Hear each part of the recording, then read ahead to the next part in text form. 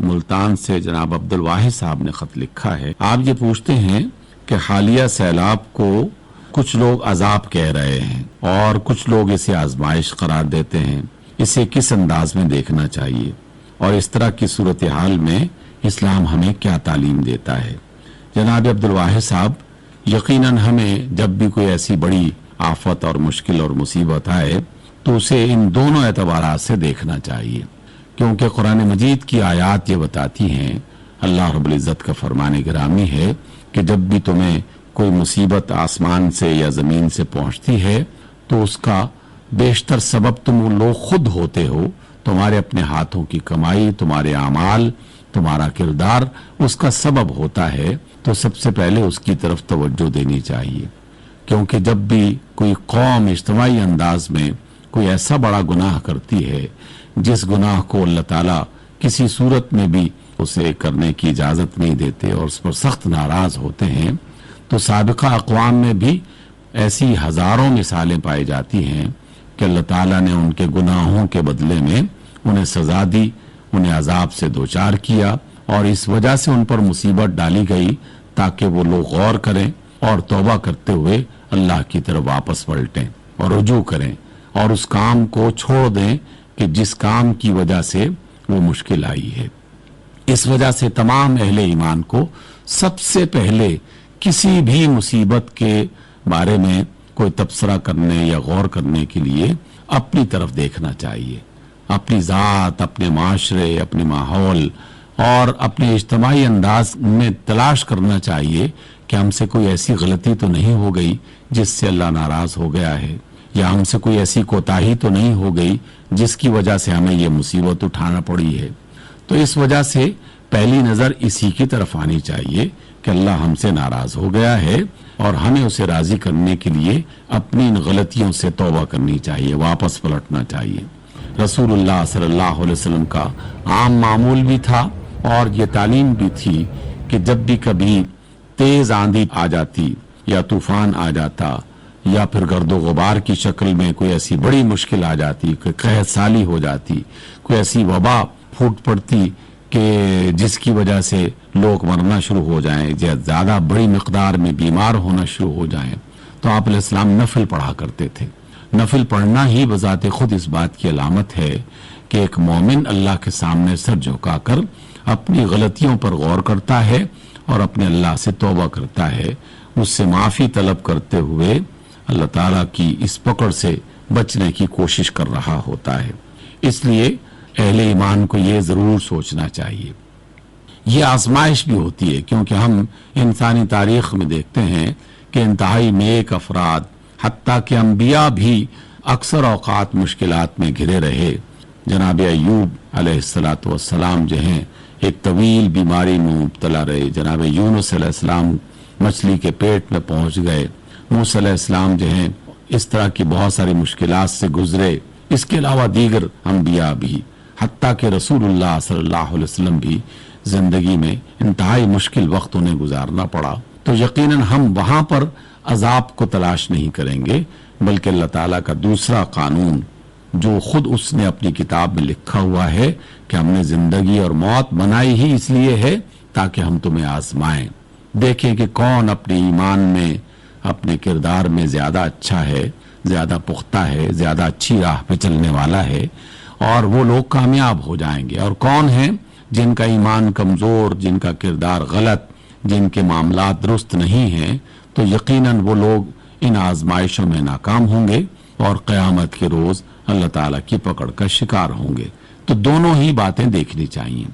ان دونوں باتوں کو سامنے رکھتے ہوئے اگر ہم اپنے ملک کا جائزہ لیں اور اپنی قوم کا جائزہ لیں، اپنے اعمال کا جائزہ لیں، تو حقیقت میں ہم سے بہت سارے ایسے گناہ مستقل ہو رہے ہیں جنہیں اللہ تعالیٰ نے گناہ قرار دیا ہے، جن سے ناراضگی کا ذکر کیا ہے قرآن مجید میں، اور اللہ کے رسول صلی اللہ علیہ وسلم نے بڑی شدت کے ساتھ اس کی مذمت کی، اس سے منع فرمایا.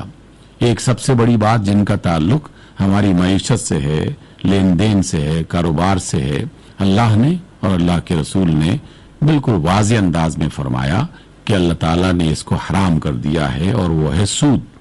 سود کے معاملات کو اللہ نے حرام کر دیا اور کہا کہ جو لوگ بھی سود کا لین دین کرتے رہیں گے وہ اللہ اور اس کے رسول سے جنگ کرنے کے لیے تیار ہو جائیں۔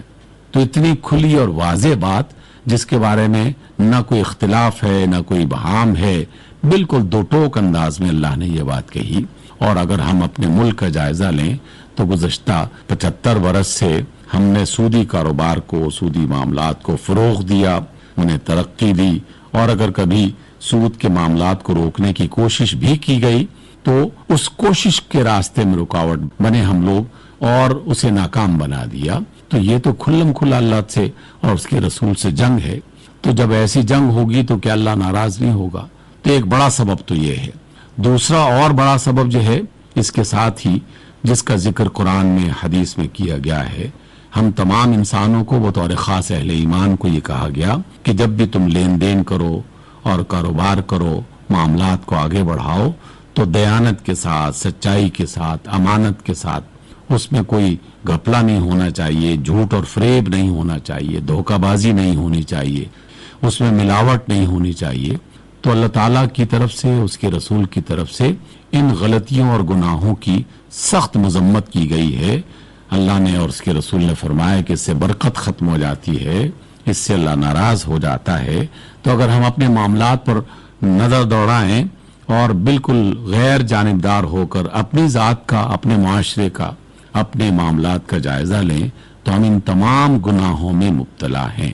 جھوٹ بھی بولا جاتا ہے، کھلے عام بولا جاتا ہے، بددیانتی بھی کی جاتی ہے، دھڑلے سے کی جا رہی ہے، ملاوٹ بھی کی جاتی ہے، بغیر خوف کے ملاوٹ کی جاتی ہے، ظلم اور زیادتی بھی ہوتی ہے، اور اس میں اللہ سے اور اس کے رسول سے تو کیا اپنے ملک کے قانون سے بھی خوف نہیں کرتے، اور اجتماعی انداز میں یہ بیماری بڑھتی چلی جا رہی ہے۔ تو یقیناً اس پر اللہ تعالیٰ کی ناراضگی ہو سکتی ہے، اور ہمیں جو مختلف مصیبتوں سے گزرنا پڑ رہا ہے اس کا ایک سبب یہ بھی ہے۔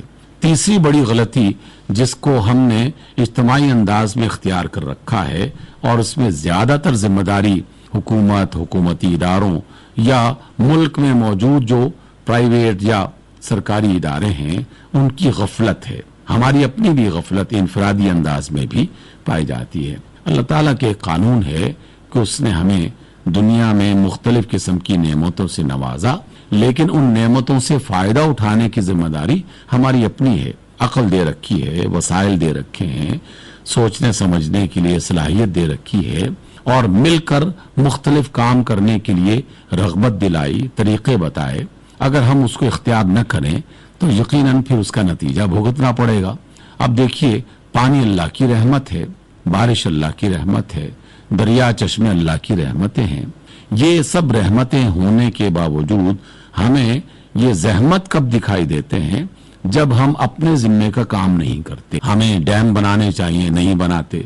ہمیں راستے صاف ستھرے رکھنے چاہیے، ہم نہیں بناتے۔ ہمیں دریاؤں اور جن گزرگاہوں سے پانی گزرتا ہے ان کے اندر بستیاں آباد نہیں کرنی چاہیے، ہم کر لیتے ہیں۔ ایسی وہ تمام ذمہ داریاں جو قدرت نے ہمارے ذمے لگا رکھی ہیں ان کا ہم اہتمام نہیں کرتے، تو اس کا نتیجہ یقیناً ایسا ہی ہوتا ہے۔ سیلابوں کو روکنے کے لیے جہاں دریاؤں کو صاف ستھرا رکھنے کی ہمیں تعلیم دی گئی، وہاں درخت اگانے کی تعلیم دی گئی، وہاں پانی کو جمع کرنے کے لیے ذخیرے بنانے کی تعلیم دی گئی۔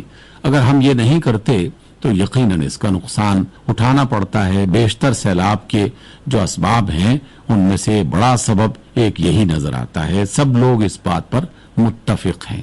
اور تیسرا کہ جہاں اللہ تعالیٰ نے اتنی بڑی نعمت عطا کی پانی کی شکل میں، ہم نے محفوظ نہیں کیا، اب سیلاب کے اندر مبتلا ہیں، اور دیکھیے کہ چند مہینوں کے بعد ہمیں پانی کی قلت کا سامنا کرنا پڑے گا، اور پھر قحط سالی کا ایک دور آ سکتا ہے۔ اس لیے کہ اتنی بڑی مقدار میں پانی وہ جا کے سمندر میں جا کے ختم ہو جاتا ہے اور نمکین کڑوے پانی کا حصہ بن جاتا ہے۔ تو اس میں غفلت ہماری طرف سے ہے نا، اللہ کی طرف سے تو ہم پر کوئی ظلم نہیں کیا گیا۔ ان تینوں اعتبارات سے، سود کی لعنت سے توبہ کرنا، اپنے کاروباری معاملات میں سچائی کو اختیار کرنا، جھوٹ سے توبہ کرنا، بددیانتی اور خیانت سے باز آنا، اور پھر جو ایک تعمیر کے لیے بنیادی اجتماعی اور انفرادی ذمہ داریاں ہیں ان کو پورا نہ کرنا، یقیناً اس کے بارے میں غور کرنا چاہیے۔ اس وجہ سے میں تو قرآن و سنت کی روشنی میں اس بات کو بالکل واضح انداز میں جانتا ہوں اور سننے والوں تک یہ پہنچانا چاہتا ہوں۔ اللہ کے رسول کا فرمان ہے کہ راستوں پر گندگی مت پھیلاؤ اور خاص طور پر چلتا پانی جو ہے اسے گندا مت کرو، اور ہم سب یہ بہت بڑا گناہ کر رہے ہیں دیگر گناہوں کے ساتھ ساتھ۔ چند سال کے اندر اندر وہ دریا بند ہو جاتے ہیں، ندی نالے ختم ہو جاتے ہیں، پانی کی گزرگاہ بند ہو جاتی ہے، اور ہم پھر اس بڑی مصیبت میں مبتلا ہوتے رہتے ہیں۔ پہلے بھی کئی بار ہوئے، اب بھی ہو رہے ہیں، اور اگر ہم نے ہوش کے ناخن نہ لیے تو آئندہ بھی اس مشکل سے گزرنا پڑ سکتا ہے۔ اسی اللہ سے توبہ کی جائے اور اپنے معاملات کو سدھارنے کی کوشش کرنی چاہیے۔